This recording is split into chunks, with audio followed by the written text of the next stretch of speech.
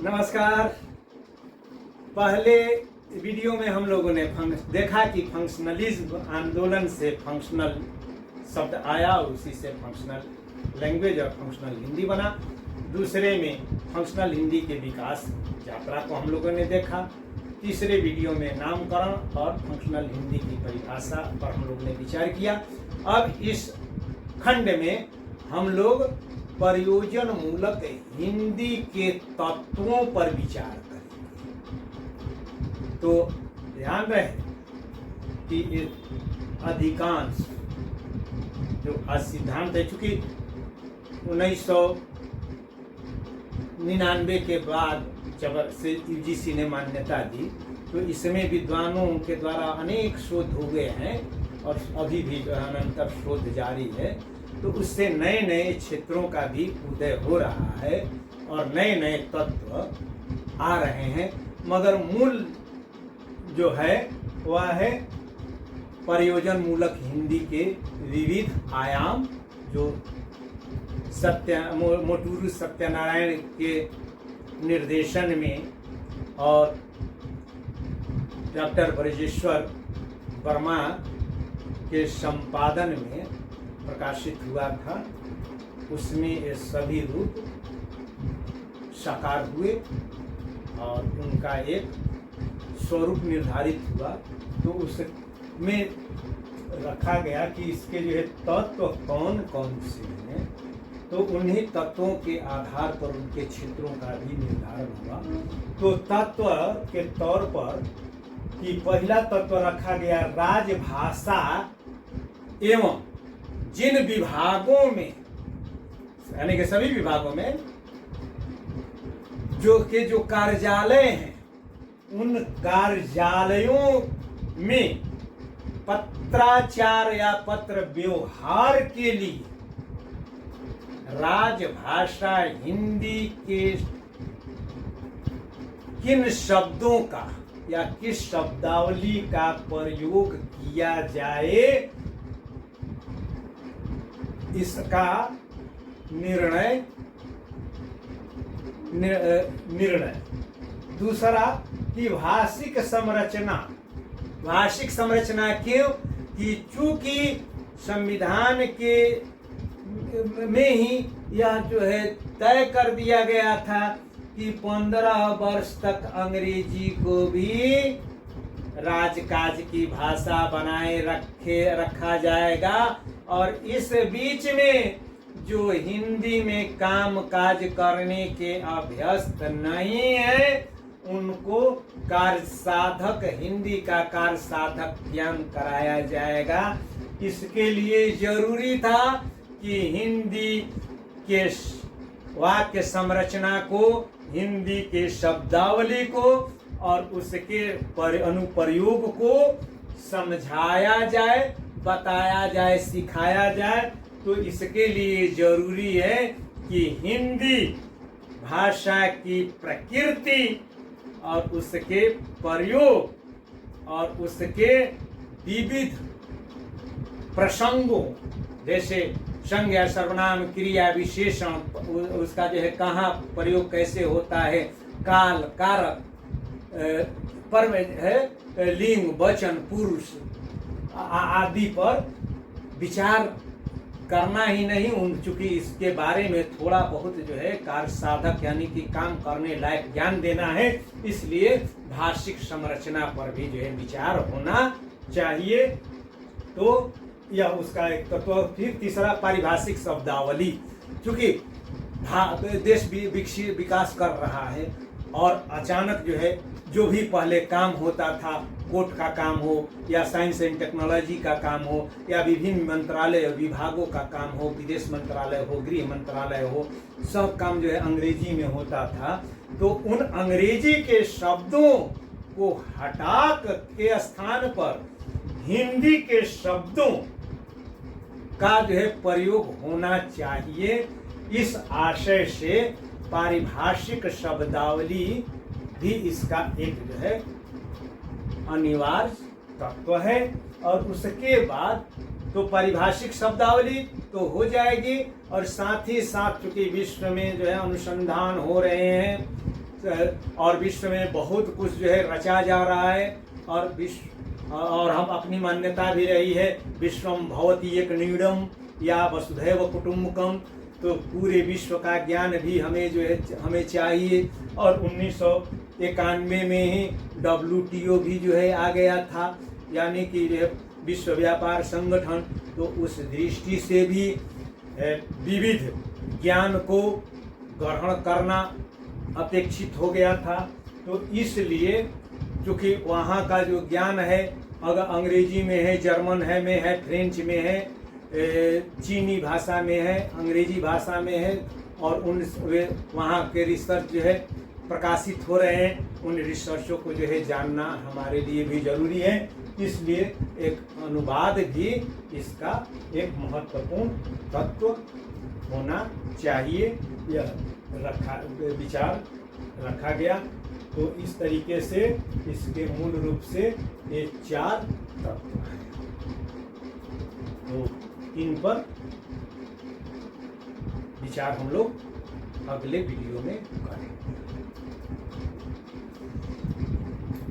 नमस्कार, हिंदी के पाठशाला यूट्यूब चैनल में आपका स्वागत है। प्रयोजन मूलक हिंदी के पहले वीडियो में हम लोगों ने फंक्शनलिज्म से प्रयोजन मूलक शब्द आया ये देखे, दूसरे में प्रयोजन मूलक हिंदी पर बात किए, फिर नामकरण और उसकी परिभाषा पर बात किए, और उसके बाद उसके तत्वों पर विचार किए। अब उसके बाद आज हम लोग प्रयुक्ति एक शब्द मिलता है उस पर, और इसके अलावे प्रयोजन मूलक हिंदी किन किन क्षेत्रों में अपनाई गई है या अपनाई जाएगी, इस पर विचार करेंगे। तो सबसे पहले हम लोग तो ये जान लें कि प्रयुक्ति है क्या। तो प्रयुक्ति को अंग्रेजी में रजिस्टर कहते हैं। इसको संक्षेप में जो है और सरल भाषा में ये जान लें कि रजिस्टर है क्या। हिंदी तो हो गया कि प्रयुक्ति, तो अलग अलग जो है क्षेत्र हैं।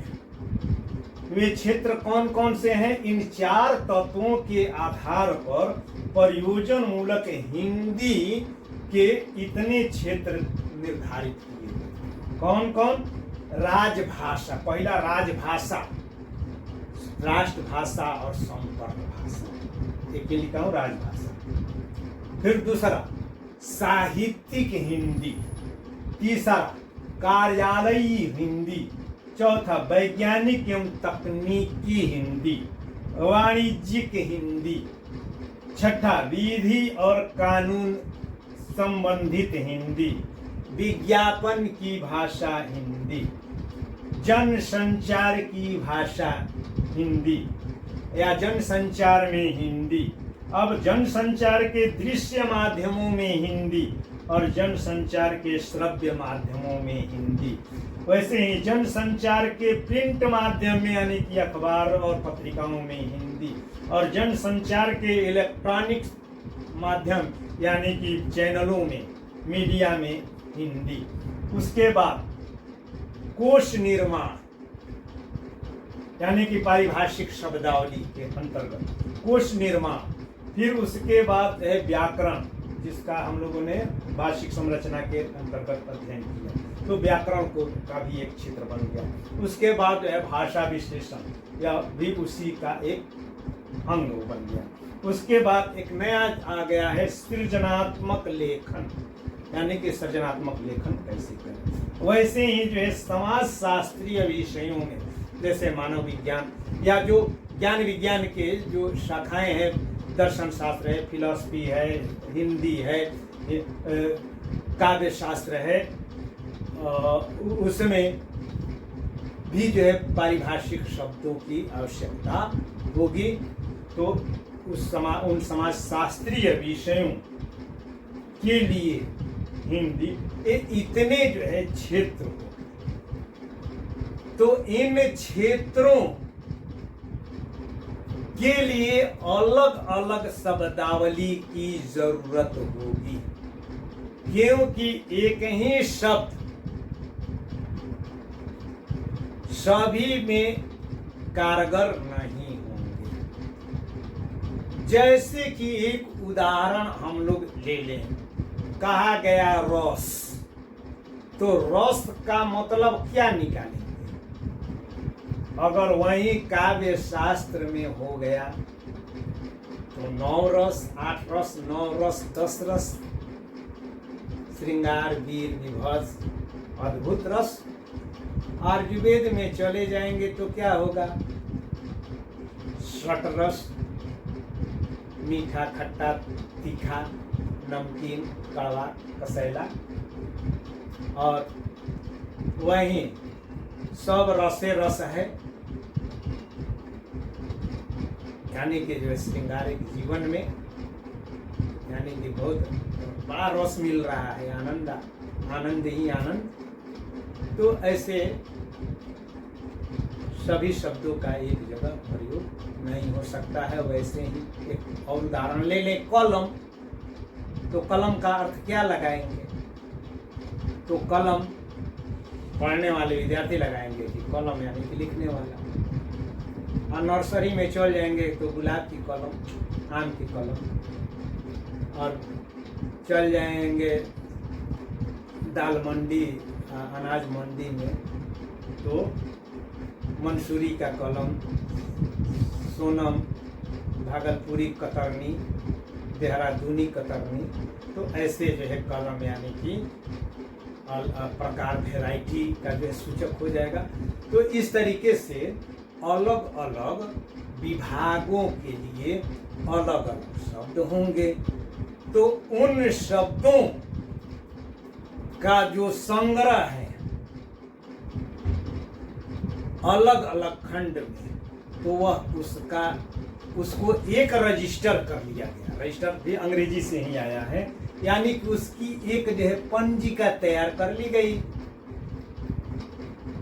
राजभाषा से संबंधित, राजभाषा हिंदी से संबंधित शब्दों को एक वर्ग में रखा गया, और इससे संबंधित जो कार्यालय हैं, तो अब जो है कलेक्टरेट के लिए यानी कि सिविल कामों के निष्पादन के लिए, तो सिविल से जो है संबंधित शब्दों को एक रजिस्टर या एक कोष में जो है संकलित किया गया, तो वो अलग रजिस्टर हो गया। अब वैसे ही कोर्ट में जो है विधि, कोर्ट के लिए विधि व्यवस्था से, विधि से संबंधित, तो कोर्ट की विधि यानी कि जो है लॉ के लिए अलग शब्दकोश या रजिस्टर हुआ। वैसे ही अब पुलिस व्यवस्था में, पुलिसिया कानून में, आईपीसी, सीपीसी के लिए अलग शब्दों का एक अलग रजिस्टर तैयार किया गया। पुलिसिया हो गया। अब मंडी के लिए तो चांदी उछली, सोना चमका, या गेहूं गरम, दाल नरम, यानी तो उसके लिए अलग जो है शब्दावली का जो है प्रयोग। तो एक कुल मिला करके ऐसे अलग अलग जो है विभागों के लिए अलग अलग शब्दों का संग्रह ही रजिस्टर है या प्रयुक्ति है। अब इसको लाइक, शेयर और सब्सक्राइब